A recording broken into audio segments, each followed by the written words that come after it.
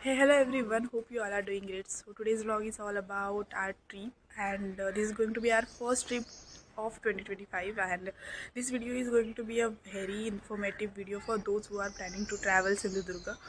So let's continue.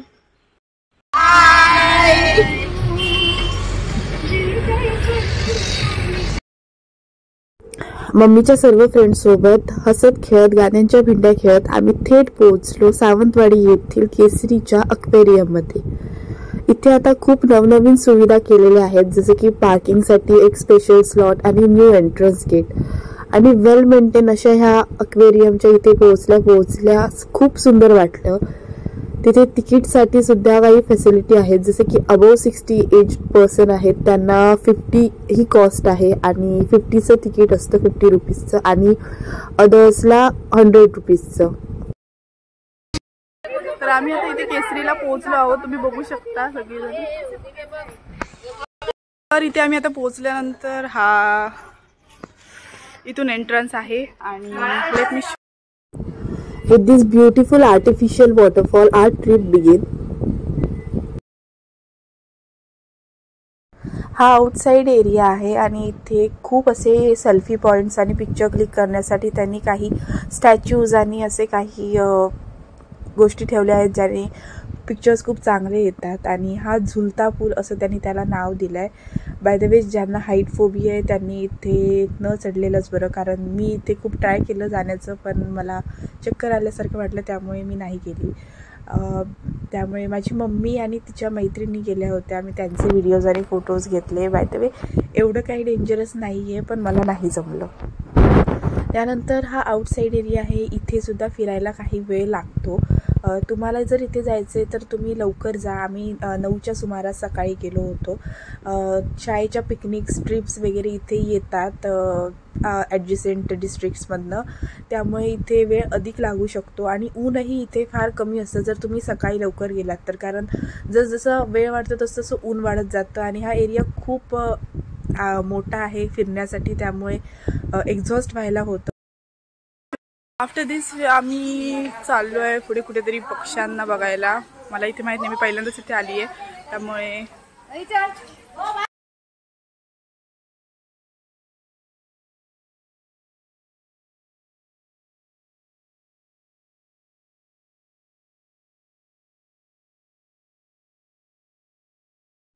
तर मी blog shoot करताना असं ठरवलं की मी नुसते बर्ड्स किंवा फिशेसचे क्लिप्स घेण्यापेक्षा मी त्यांची माहिती जी इथे त्यांनी अटॅच केलेली आहे ती सुद्धा ह्यासोबत जोडावी, ज्याने की खूप हा व्हिडिओ इन्फॉर्मेटिव्ह होऊन जाईल माझ्यासाठी आणि बघणाऱ्या सर्वच लोकांसाठी। ह्या पक्ष्यांबद्दल माहिती घेणं किंवा ह्या माशांबद्दल माहिती घेणं हे आपल्यासाठी खूप इम्पॉर्टंट आहे, कारण ह्या बहुतेक आहेत या इम्पोर्टेड आहेत, आपल्या इथे अवेलेबल नसतात। त्यामुळे ह्या गोष्टींची माहिती घेणं मला खूप महत्त्वाचं वाटलं, त्यामुळे मी हे इथल्या माहितीचे फलक आहेत ते सुद्धा इथे अटॅच करते। सो तुम्ही हे नक्की वाचा।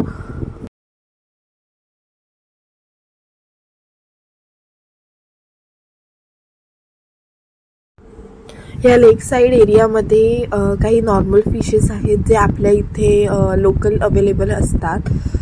त्यांना फीड करण्यासाठी सुद्धा काही फूड आहे जे इथेच मिळतं, आपण घेऊन येऊ शकत नाही असे त्यांनी तिथे नोटीस लिहिलेल्याच आहेत।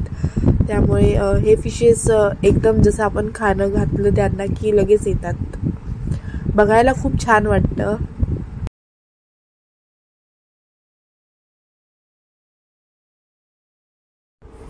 इथले जे पक्षी होते ते त्या साईडला होते, म्हणजे आम्ही ज्या साईडून बघत होतो ते तिथे नव्हते। ते मला वाटतं खूप घाबरले होते ह्या सगळ्या आवाजामुळे, त्यामुळे ते घाबरून लांब पळत होते। इथे एक पक्षी होता जो ह्या साईडला येत होता, त्यामुळे त्याचे मला काही फुटेज मिळाले, बट बाकीच्या पक्ष्यांचे जास्त काही मला फुटेजेस मिळाले नाहीत। हा एकच पक्षी एक मला कोऑपरेटिव्ह वाटला माझ्यासोबत, बाकी तर नव्हते आणि ते कम्फर्टेबल पण नव्हते, कारण एवढ्या आवाजात त्यांना नसेल मला वाटतं जमत।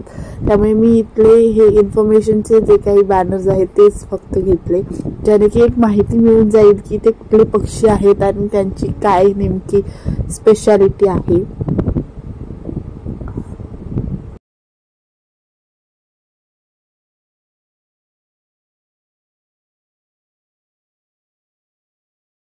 And this is how the exact aquarium looks from outside.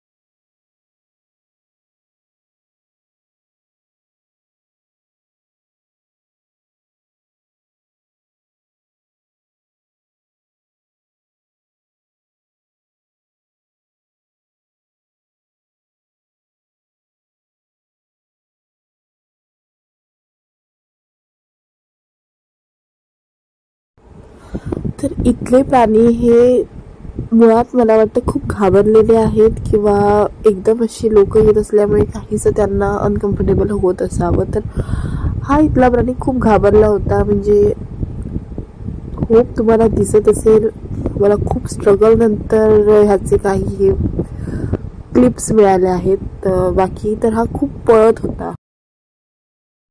जे बाहेर आपण तिकीट काढले होते 100 रुपीजचे, ते इथे चेक होतात अक्वेरियमच्या इथे. आणि हे अक्वेरियम आहे जिथे इथे पण काही होर्डिंग्स आहेत जिथे त्यांनी ह्या स्पीशीजबद्दल काही इन्फॉर्मेशन डिस्प्ले केलेली आहे. आणि इथे त्या स्पीशीज आहेत सगळ्या फिशेसच्या. आणि इथून खरी माशांची जर्नी सुरू झाली. वेगवेगळे कलर्स, वेगवेगळ्या स्पीशीज, वेगवेगळे शेप्स, सायझेस आणि एव्हरीथिंग, म्हणजे सगळंच कसं एकदम युनिक होतं. हे मासे इम्पोर्टेड असतील किंवा काहीही, पण हे बघण्याचं एक वेगळंच समाधान होतं.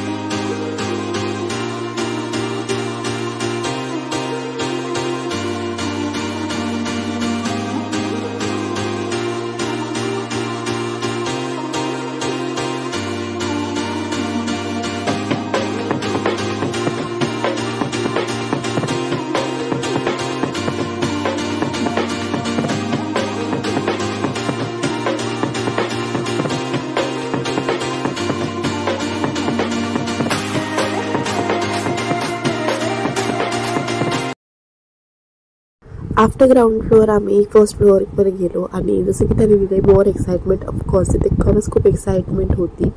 आणि जर तुम्ही इथपर्यंत कंटिन्युअसली व्हिडिओ बघितला आहे तर नक्की लाईक करा, कमेंट करून मला सांगा की तुम्ही हे सगळं पाहिलं आहेत का, आणि जर नसेल तर नक्की विजिट करा आणि हा व्हिडिओ शेअर करा जास्तीत जास्त लोकांपर्यंत, आणि चॅनलला सबस्क्राईब केलं नसेल तर नक्की करा.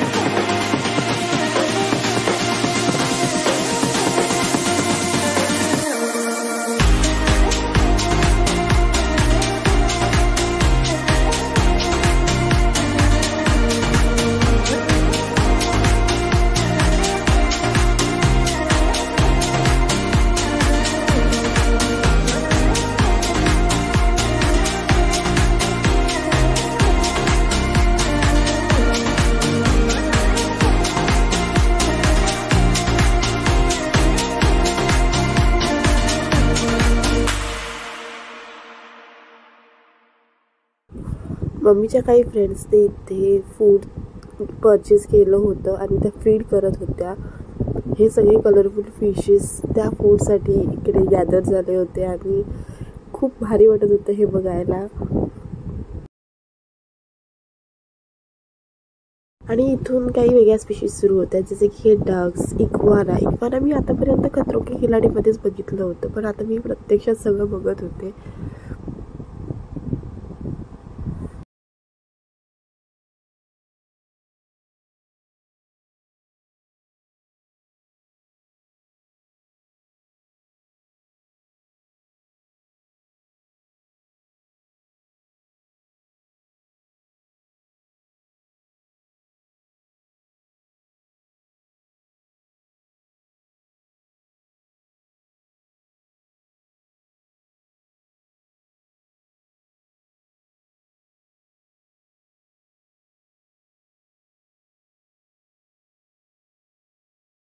अँड आफ्टर झोलॉजिकल डिस्प्ले इथे बॉटॅनिकल डिस्प्ले सुरू झालं होतं.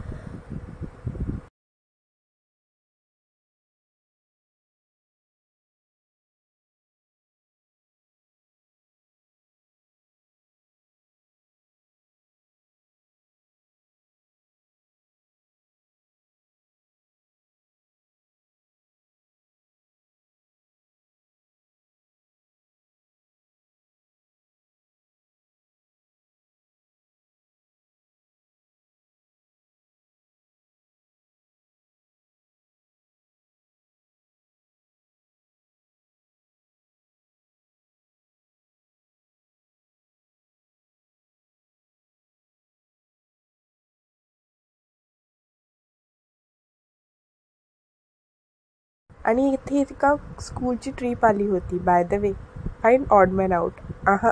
Women. And with Pangnur Kav, we wrap our vlog.